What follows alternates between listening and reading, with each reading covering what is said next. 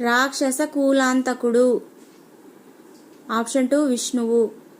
Next one, నేను నీతో నేను రాను అని చెప్పాను. ఈ వాక్యము ప్రత్యక్షానుకృతి వాక్యము. అద్భుతము అను పదానికి వికృతి అబ్బురము.